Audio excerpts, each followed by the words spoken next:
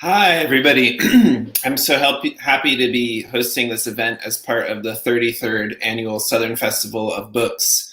On behalf of Humanities Tennessee and with support from the Metro Nashville Arts Commission, the Tennessee Arts Commission, the Ingram Content Group, Vanderbilt University, and Parnassus Books, I would like to welcome you to this online panel focusing on recent experiments in environmental writing.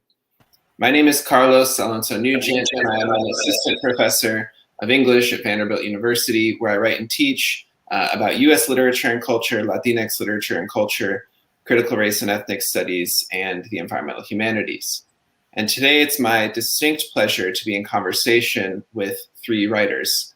In alphabetical order, J. Drew Lanham, author of Sparrow Envy, Field Guide to Birds and Lesser Beasts, published in 2021 with Hub City. Kathleen Dean Moore, author of Earth's Wild Music, Celebrating Life in the Time of Extinction, out in 2021 with Counterpoint. And finally, Aimee Nezhukumatathil, author of World of Wonders, in Praise of Fireflies, Whale Sharks, and Other Astonishments, out in 2020, also with Milkweed. So to start this event, I'm going to introduce these three writers one by one, giving each of them a chance to talk for a minute or two about their books.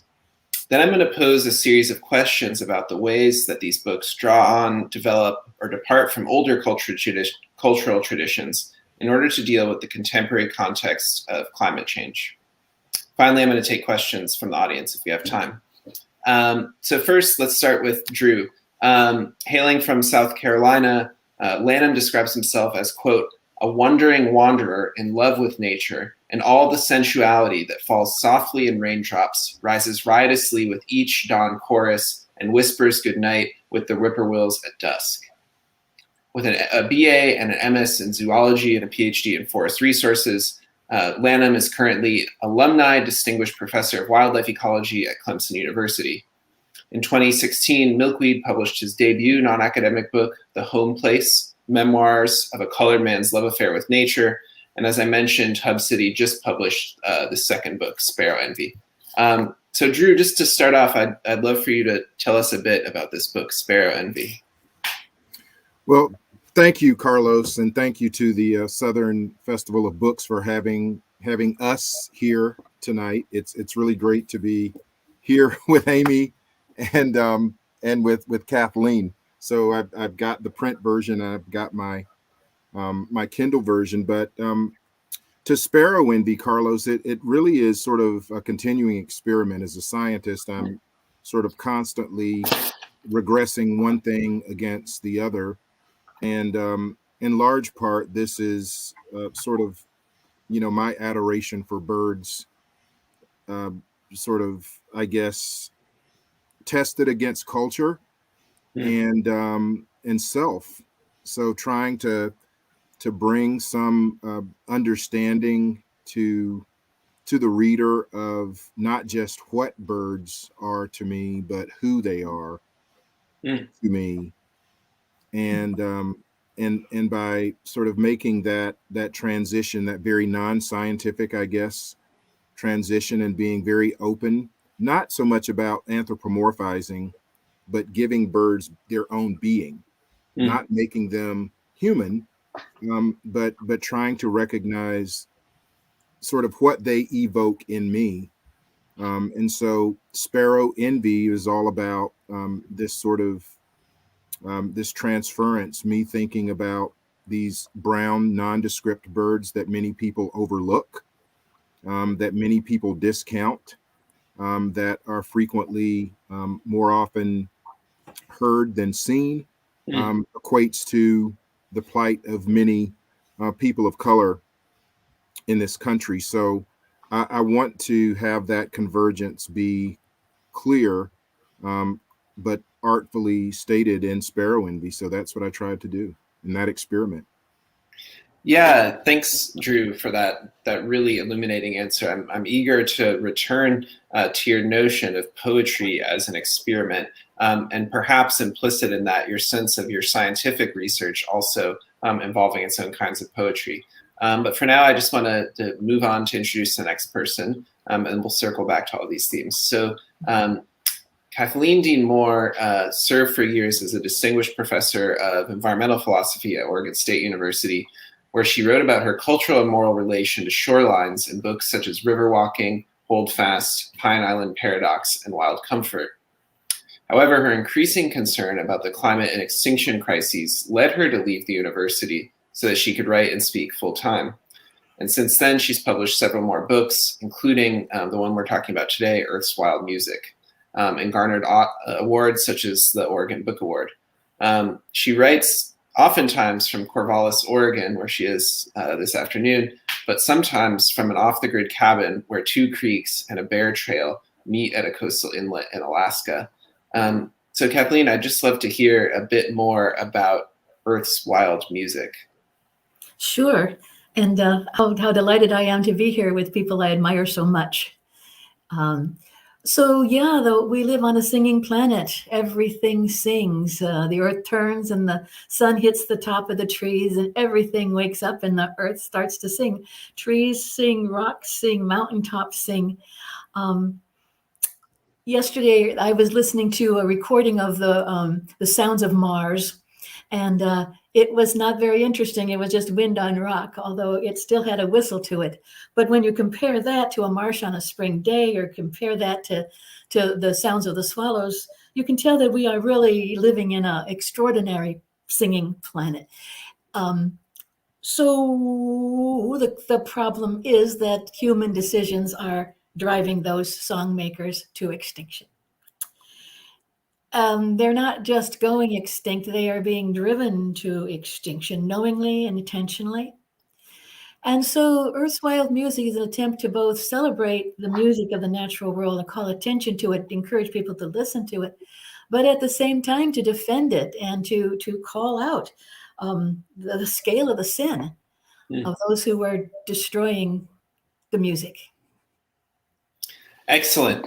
Thank you for that great gloss on your work, Kathleen. And so now we're going to move on to Aimee Nezhukumatathil, who's lived in many places, including those that are currently called Arizona, Kansas, Mississippi, New York, and Ohio.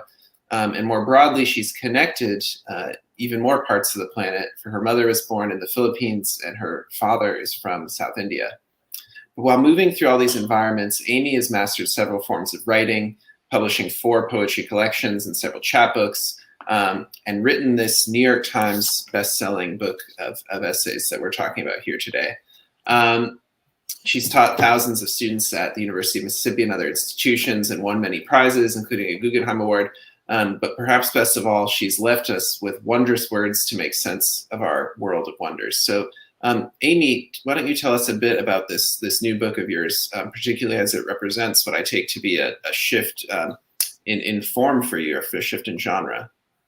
Yeah, thank you so much. I'm so happy to be here, and I wanted to just, A World of Wonders is kind of, there was nothing like it when I was conceiving of it, so I wasn't even sure I was putting together a book.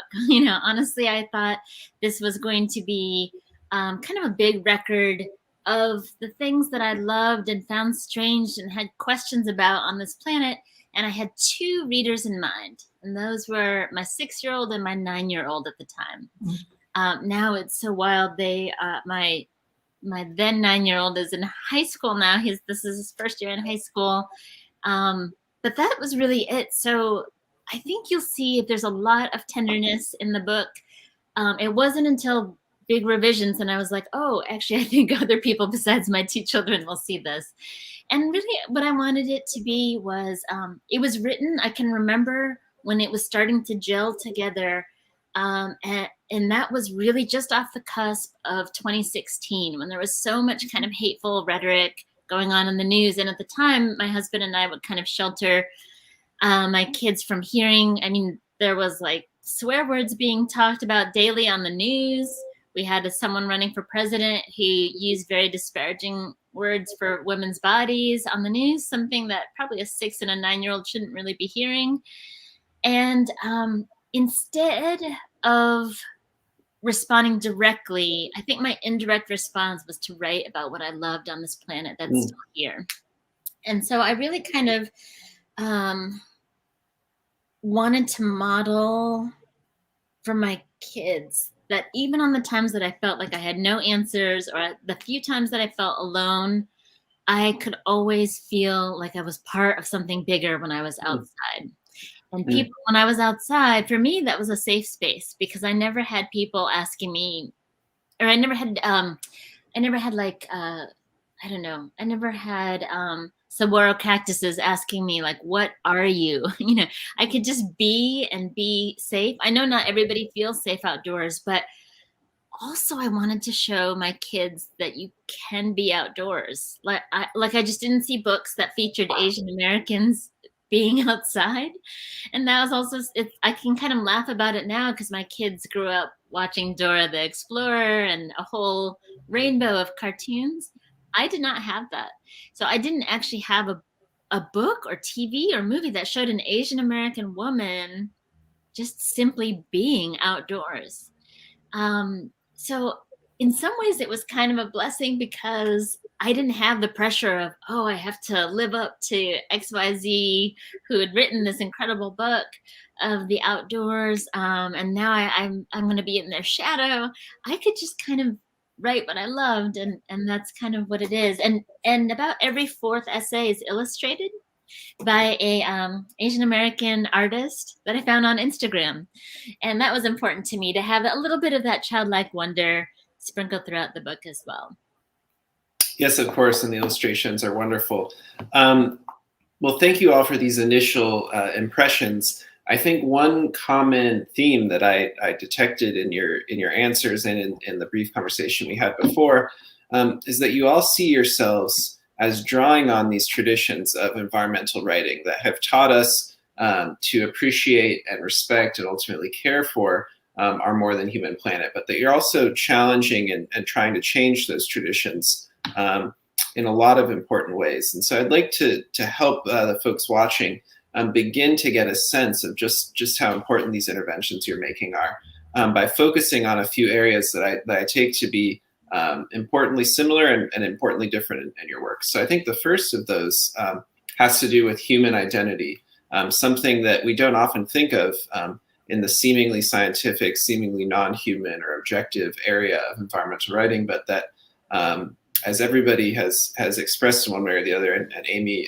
said particularly eloquently, is key in these works. So Aimee's book, to quote its subtitle, is In Praise of Fireflies, Whale Sharks, and Other Astonishments.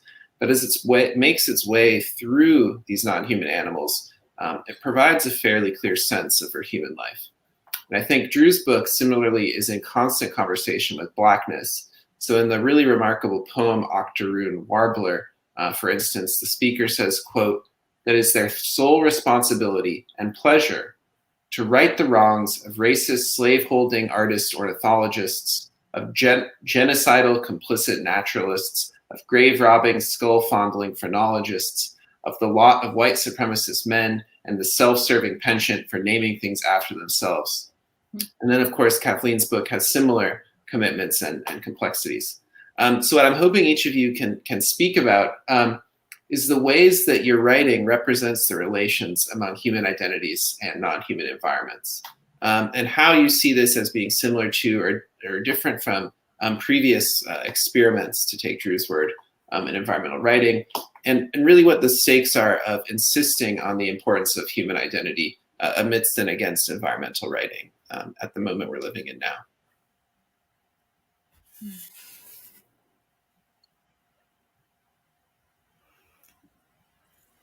Someone else want to go? Yeah.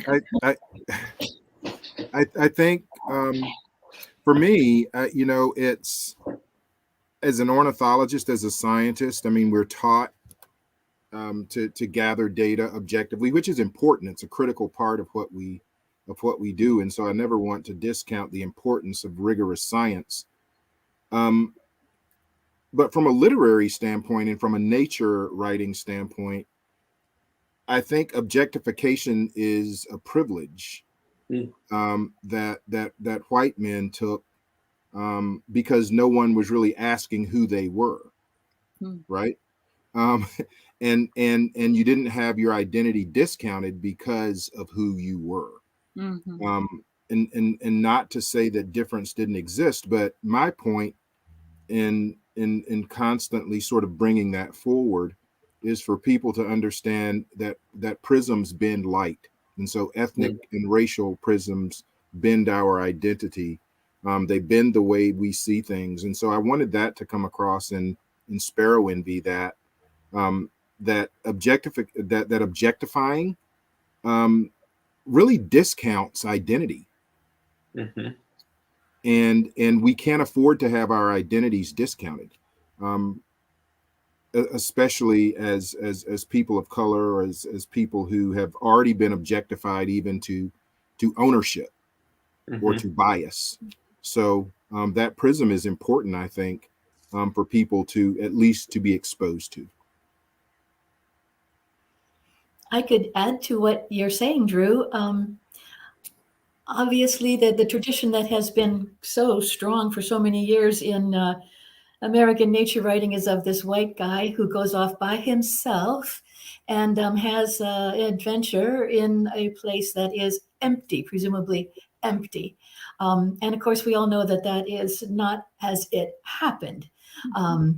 Thoreau famously brought his laundry into Mrs. Emerson, and Aldo Leopold famously, and I think reprehensibly, completely wrote his family out of his San County Almanac, his extraordinary wife Stella, and Aldo or John Muir in Alaska, he didn't find himself on an unpeopled wilderness. He crashed into the village of Tlingit people, and he ate their food, and he made them paddle his canoe. So this myth of the white man, which excludes women, which excludes people of other races, has this, I think, a shameful tendency to think of the purpose of nature writing as a separation. And what Aimee does and what Drew does is they bring their people, they bring their family, they bring the people they love with them into the outdoors. And so it's a kind of a making kin. It's a kind of rejoining rather than a separating. Yeah. I think that's an important change that's worth noting. Yeah, absolutely, Kathleen. And just to piggyback on what you said, like, I think I cringe every time I hear someone talking about, I pulled myself up by my bootstraps and I did all my accomplishments, I did it all by myself. When I was shopping around this book, people, some publishers who ended up passing on it said, can we make this kind of the Asian American Thoreau? And I was thinking, no, I don't want anything to do with that. And Walden was one of my foundational books, but I didn't want to, I wanted my family present. I wanted to showcase a teenager who had crushes, who liked MTV, and also cared deeply about the environment, that we're multifaceted and that we depend on each other. I depended on my parents to model that sense of wonder for me. And I would not be the person who I am without them. And my hope is that, presenting these different plants and animals, we see that we are connected to even a pink salamander that we don't see on a daily basis. But there's ripple effects, that we're all connected. And if one of those animals goes, we're going to have some negative effects eventually coming back to us. That if someone destroys this patch of forest, then these warblers will be hurt. These tanagers will be hurt. Then those will affect it'll change the imbalance of insects and salamanders. That will also affect the number of frogs and in the edge of the pond. That all comes back to us. So to me, the biggest lie, the thing that makes me cringe, is whenever somebody says, like, make us great, meaning make either one type of human great, or make one country great, or make one way of thinking great, and forgetting about the others. It's the biggest lie. We all need to depend on each other. And it's the most unnatural way of being, because nature tells us, plants and animals, they all tell us we're connected. And it's when humans say that, no, we got to figure out it on our own, save ourselves, focus on making one type of person okay and ignoring the others. That's the most unnatural thing. so I wanted to make that apparent. And, they say in the South, you catch more flies with honey. So I'm hoping that saying this, there's a saying like smile, but hold a machete. And that's kind of what I like doing, is, Well, it does seem like, if Drew is right and we're all looking through particular prisms, that the editors who passed on the book were looking through a sort of perverse prism. But what do you think it was that they meant when they said, make this the Asian American Thoreau? I'm just sort of curious. Did they elaborate, or was that just a kind of hobby horse of theirs? I have no idea. I know one in particular wanted me to take out any mentions of family. They wanted it to be this solo kind of adventure. And that's absolutely the most unnatural thing I can imagine. And so I didn't really pursue that any further. I just knew, wow, we are not seeing eye to eye on this. So it was kind of a good thing eventually. But yeah, it's, I have no idea what the others said about that. One asked, they wanted more Asian American trauma or addiction. I was like, the only thing I'm addicted to is stationery and soap. So I don't know. Well, it would have been interesting. What non-human animal would have been the way of writing about soap addiction? That would be an intellectual problem. I know. Anyway, so. Yeah, I guess I just wanted to, I'm so thrilled with the new directions of environmental writing that showcase how much we're connected, and we don't do any of this alone, that we depend on our elders to guide us the way. Drew's book talks about his elders all the time, paving the way for now this scientist, at an R1 university. And he, I don't want to speak for you, Drew, but I love that the knowledge, a good portion of the knowledge you got was in addition to books from from people who never were on a university, that kind of in the family who gave life lessons and living lessons. Well, thank you, Aimee. I think, when we talk about sort of the inclusive nature of our work, and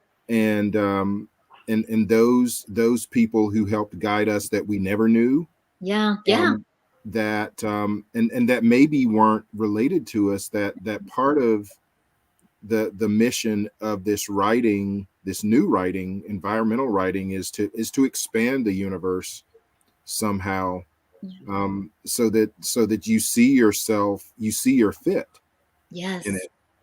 And and I think about the conversations in your book, Aimee. I think about Kathleen's conversations with her husband about a red-naped sapsucker, I think it was, or maybe red-breasted. But in thinking about those conversations and thinking about connectedness, that's something that's different. And Aimee, you said something critical about understanding who you wanted as an audience, or who your audience would be, who the readers would be. I'm always shocked at how many writers, well-established writers, when you ask that question, you kind of get blank stares. And people haven't thought about who they want to read their work. And so I always advise my writing students that ought to be first, beyond your eyes, whose eyes do you want on this? And that you got to be prepared to fight with editors, as you did, who now I'm sure are just wishing that they had not so callously cast you aside. But that's an important thing. And they've got to know what our prisms are and what our wishes are for the book. And so it's clear to me that both your book and Kathleen's books are books meant for wider audiences than the tradition would dictate. I'm really happy about that. So many times the publishers tell me, people don't want to read bad news. People don't want to read, downers. But what are you supposed to do as a writer? I mean, how do you open people's hearts without breaking them? How do you tell the truth and without lying by omission? And so that's another way of widening the circle too, is to make sure that we do tell the truth, even if they are heartbreaking. Yeah. Well, in the context of sort of truth-telling or perspective shifting, it seems to me that in addition to an emphasis on identity, a key thread running through these books is imaginative identification. The ways that literature, at least as the three of you practice it, can help us leave our particular worlds and enter other differently configured worlds. Whether in prose or in poetry, explicitly or implicitly, you explore similarities to and differences from non-human animals. So in his title poem, Sparrow Envy, Drew writes, "Were I the sparrow, brown-backed, skittish, and small, I would find haven in thorniest thickets." Likewise, in Cactus Wren, a poem that I, or a part of her book that I found particularly fun to read since I'm from the Sonoran Desert. Aimee explains that those mighty saguaros gave me a kind of confidence that I don't have anymore as an adult. Confidence that I could stand behind the cactus and not be seen, that my little brown legs could run around its trunk faster than any man might approach us offering candy. And here she's evoking the sort of stranger danger paranoia of that era. Perhaps I wanted to be like the inhabitants of the cacti, those wily birds with a nutty cap of feathers like a brush cut gone awry on their heads, who didn't seem afraid of anything in the harsh and unforgiving desert, no matter their size. We kids of Landis Lane of Sunburst Elementary in the 80s knew how to run on desert rocks, how to jump from decorative boulder to winding bed heavy with smooth river stones in ways that would send a kidnapper falling. We were tough. Each of us so thin and small-boned, with spines strong and ready for a fight in case we ever needed to stand and face a shadow lurking over us. Then, of course, on the note of desert survival skills, Kathleen has a great chapter in her book, Symphony No. 9, Scored for Cactus. So what I would like each of you to tell us a bit about is how and why is literature able to help us or hinder us from identifying with human and non-human others? What is the role of literature to play in shifting perspectives? Well, if I may, the dominant culture is so noisy. I mean, we shout, we pound, we propel ourselves by a series of explosions, and we drown out other voices besides our own. And that everybody knows what it means to be in a classroom where you're told to be quiet and listen only to one voice. That is a kind of domination that we can fight against by encouraging people to listen.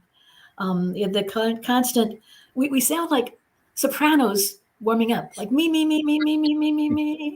But when we listen, when we stop talking and pounding and listen, we open ourselves up to stories that are not our own. And we invite into our consciousness experiences that are far beyond ours. So listening takes on a kind of a moral character because it invites us towards a kind of empathy, which would be a foundation for compassion. Kathleen, you nailed it. I was just going to say, like, just reading in general, I think helps deepen our sense of empathy towards humans as well as plants and creatures that we've never had experience with. So my hope is that, if you start to feel a little bit of tenderness towards a squid that, that you've never had experience with, or a bird, the cassowary that lives on the other side of this planet, my hope is that that kind of bit of tenderness can extend then to humans that you've also never had experience with. Maybe humans who love differently than you, who move differently than you, who practice a different religion than you. How could you then want to make a violent, like I am terrified of the cassowary, but I have such a tenderness towards it now. And I can't imagine ever wanting to make a violence on that bird. I'm hoping that people will not want to make a violence on people that they have not had direct, in-person experience with, but they read about it and start to kind of, just their hearts open up a little bit more with empathy towards this creature. I wanted to just absolve the notion. I saw it a lot from my students, like, well, I can't relate. A lot of times I can't relate. I can't relate to this Latina story. I can't relate to this Black story. That's just not me. And I'm like, really? I've had to relate to the white, straight, dominant kind of literature my whole life. And the whole point is, if you can't see an experience, like, that's on you. That's not on the literature. If you can't relate to just the humanity, the shared humanity we have, that's a telling on you, that kind of thing. And so I say it again with a smile, but it really kind of puts the onus on them, like, oh, I should be open to learning new experiences, because otherwise, if I had that same mentality, I would only be reading and consuming things that are half Indian, half Filipino, and there's not a whole lot of literature about that specific thing. So we need to be able to. That's the whole joy of reading: to be able to travel and to be able to meet people without ever leaving your chair. So I think I kind of ban the word I relate, or the phrase I relate to this, or I don't relate to this. Like, that's not the point. The point is you should be shaken up. You should be open and exposed to a world that's different than your own. Just to flag one similarity that I find very interesting before I'm excited to hear Drew's response. Both of you are making a point about relating not just to non-human others, strange species of plants and animals, which are the ostensible subject matter of your books, but also different human others, which are integral to this shared planet that we've only managed to destroy so effectively through the exploitation of particular types of humans. So I think that's a real interesting and important common thread. So let's hear from Drew on identification and imagination in his work. Wow, Aimee and Kathleen have captured all this so well. I think about I mean, I'm a scientist. I'm not a trained writer, but I go back to my grandmother's ornithology, right, to Mamatha, and I think about oral tradition.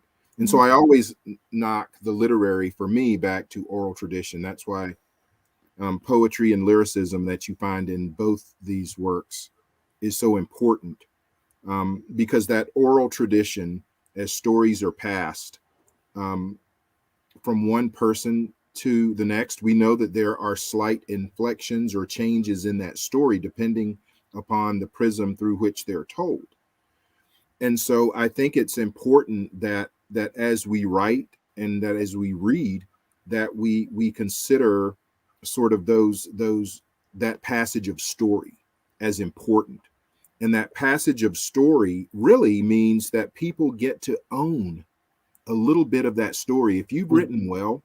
And that's, I felt like with Kathleen and Aimee, with both of those books, I feel some of me, that word empathy, that I don't think was particularly important sort of in the tradition, in the patriarchal tradition of quote unquote nature writing. You needed to feel about me because I told you who I am, not in any way sort of feel like me. Because you can never be who I am. I'm exemplary. I'm beyond who you could ever hope to be.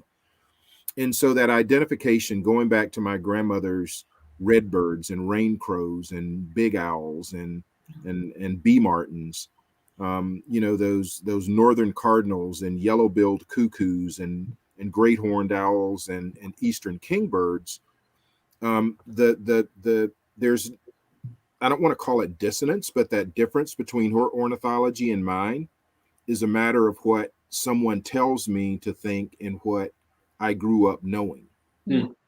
And so I'm not going to discount what I grew up knowing or what somebody tells me as truth. And there's really no conflict in me as a scientist. On some days, I just decide that cardinals are going to be red birds because they are. And so that oral tradition, that passage, and it's sort of an oscillation, as Camille Dungy talks about. It's easy for me to go from rain crow to yellow-billed cuckoo because it's what I grew up knowing. but it's also what I learned as a scientist. And so in between that, the ability to create in that space between, what we grew up knowing, what we were taught in that sort of way that culture teaches us, and then what we learn, we can create in those spaces. And I love creating in those spaces. I think that's the job of the writer, to create in those unknown spaces. And there's lots that's unknown out there. So it's job security in a way. Yeah.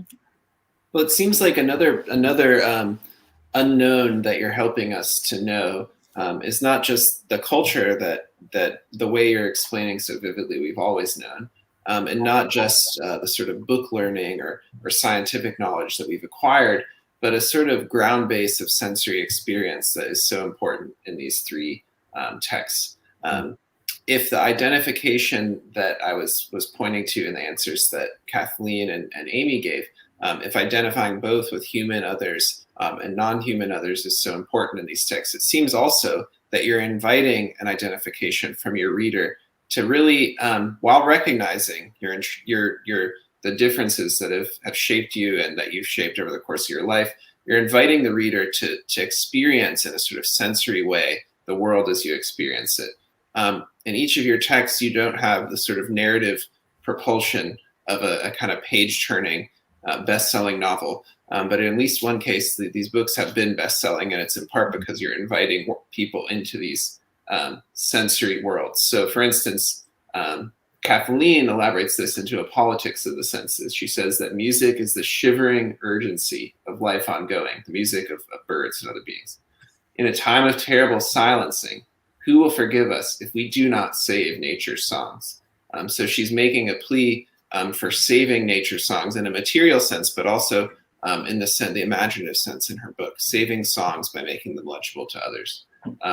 In a similar vein, Aimee writes of the corpse flower, the smell is basically what I imagine emanates from a used diaper pail left out in the late August sun after someone has also emptied a tin of sardines and a bottle of blue cheese salad dressing on top and left it to sit there for a day or three.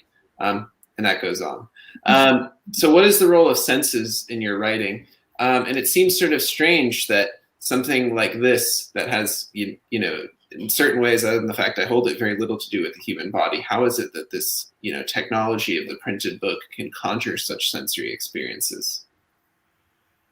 I think, I have just a quick answer for that. I think when we're kids, many of us speak in metaphor. Kids just make metaphors already. So I think when I speak only for me, when I read something that has such a sensory description, it calls back to stories that I've heard since a little kid and stories that I've tried to tell as a little kid. I mean, that's our best. Sitting around a campfire, you can't get anybody's attention if you're just saying, first this happened, then this happened, then this happened. You build scenes. You build, you try to describe a smell, you try to describe a sound, you try to describe the way the light is hitting, and you make it new. You try to make it new, that kind of thing. Kids will say the darndest thing, and when they speak in metaphor about their feelings, to me, they're some of the greatest poets ever. Before I ever had kids, I was teaching, I'd go in and do poetry workshops for kindergartners. And a kid, instead of saying, I'm sad today, I'll never forget a kid said, I have 2 clouds in my pocket. And I didn't teach him that. That's just him coming up with, instead of saying, I am sad, I carry 2 clouds in my pocket, or I have 2 clouds in my pocket. So, I don't know. We're, as Kathleen said, we're in a noisy world. When I can stop what I'm doing and just kind of lose myself in someone's descriptions, that's one of the best joys in life, is just to kind of be swept away in someone's lush sentences. And it also makes me feel like I'm there. That's the kind of the traveling that I like too, is that I feel like I'm there. I feel like I can hear this bird, even if I've never heard it before. Through Kathleen, I can hear this bird. Through Ju, I can see this bird. I can picture it. And that also goes back to what I was talking about with building empathy. When I can see, taste, smell, all these things, I can no longer wish ill on this bird, or no longer, I would want to do everything in my power to protect it. Yeah. What you speak of, Carlos, is a particular challenge when what you're trying to describe is music. And Aimee is absolutely right. I mean, you can use metaphor. You can talk about the way the canyon wren song descends step by step like water down a canyon. But what I've found is that there comes a time when words are not enough, and you have to turn to music itself. And I don't think it's a failure to say that words on a page are wonderful, and evocative and powerful. And sometimes you need to turn to another medium and listen. So one of the things that I've been doing is linking my books with concerts, tiny concerts, music of all kinds of things. Very effectively so, and I'm hoping for the folks in the audience that you can look on Kathleen's website, because there's a whole soundscape available to you there, as well as this literary landscape that we're discussing. I absolutely had to go listen to Lambeosaurus, right? And, I needed to hear that, but we, as a kid, I was always enthralled with scratch and sniff. Oh, yes. Literarily, I think we write and whiff, right? So it's a matter of, for me, flying. I love writing about bird flight because I lived vicariously through birds. And so it's sort of an out of body experience, as we talk about the sort of the corporeal and that corpse flower and that amazing description there that I will never be able to get out of my head. And I love blue cheese, by the way. But this whole idea of sort of disembodying oneself, right? And so as a kid, I did that constantly. I mean, I had Wile E. Coyote as a mentor, and so when I write, I try to put myself in the place of that swallow-tailed kite, or in the place of that migrating warbler, and to try to imagine what that exhaustion must feel like, even though I can't, right? And so, but to disembody, or to listen in this different way, to be able to see the notes, as Kathleen talks about Beethoven's process, right? And being able to feel that we move into this other space that's out of body, that I think is important. And it's clear to me in Aimee's work and Kathleen's work that they're frequently not always in themselves. And that takes me, again, that wraps me in the work to make me want to go to the next word, to the next sentence, to the next page. So that out of body is the creative effort that you just have to feel your way through. And to me as a scientist, it's something that they don't teach scientists. They discourage it, as a matter of fact. And so you have to unlearn portions of your training in order to write in this way that enraptures, I think, sometimes. Well, I think in the answers that you've just given to my question about the senses, we've gotten a sort of new slogan for writing, which is write and whiff. Then we've also gotten, one of the hegemonic slogans, make it new, which is Ezra Pound's, vision for what poetry in particular and literature in general are to do. And what I take to be so new about each of your works is that you're doing what is the same essential project that environmental writing has been engaged in since it emerged as a distinct genre, which is creating sensory worlds.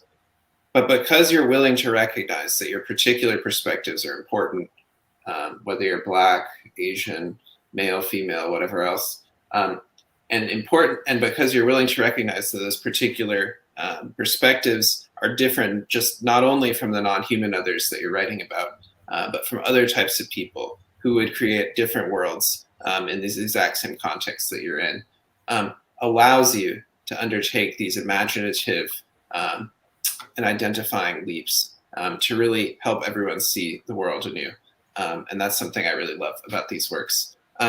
So maybe if we have time for just one more question, I'd like to invite each of you just to comment on, we've thought about the ways that your works are drawing on and departing from trends in environmental writing, but, of course, in the context of climate change, it looks like we humans may extinguish ourselves, to the detriment of all of these non-human others in a certain temporality. Hopefully, new species will emerge over the million or billion year time scale of our planet. But what do you see broadly, by way of conclusion, the role of literature in these circumstances? What's something that you're excited to see among your contemporaries working in prose and poetry and other forms right now?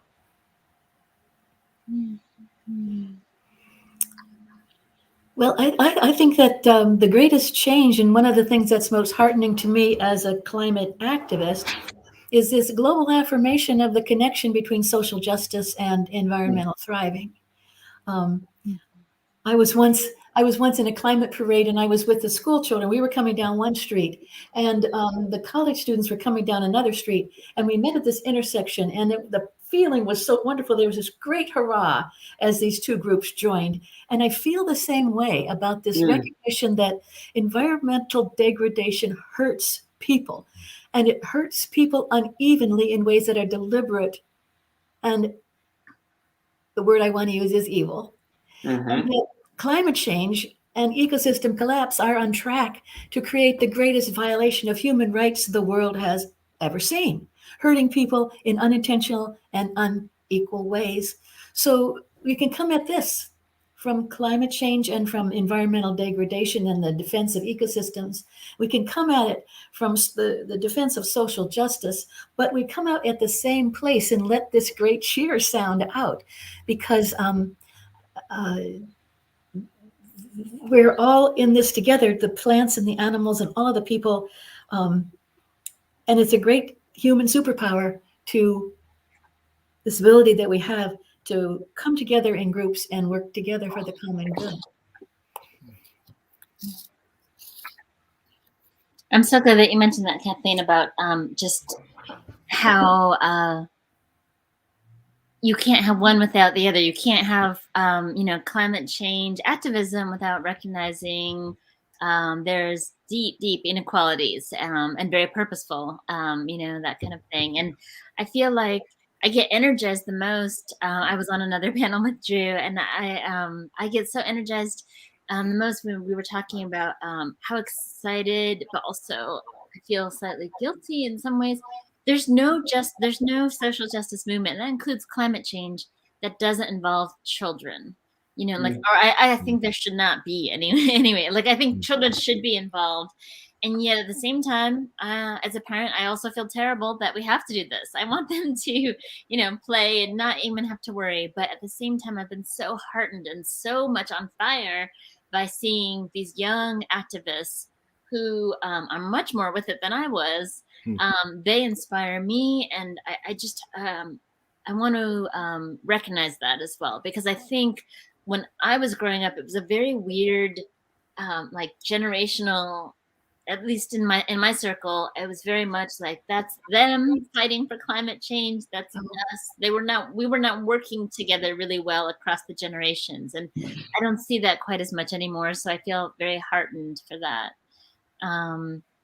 Yeah. It's again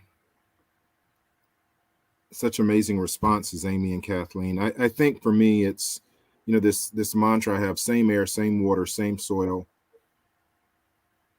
same earth, same fate. So this whole idea of writing towards empathy, first of all, but then as we talk about so deconstructing the silos, really, that have existed for so long. Even as I write some really directly at environmental organizations who've existed in this piety of privilege, to go to faraway wilderness and set that aside for themselves and shut the door behind them, to have consideration for that wayward weed, as they would call it, but that's a wildflower growing in the crack of the sidewalk, or to have some appreciation for the pigeon.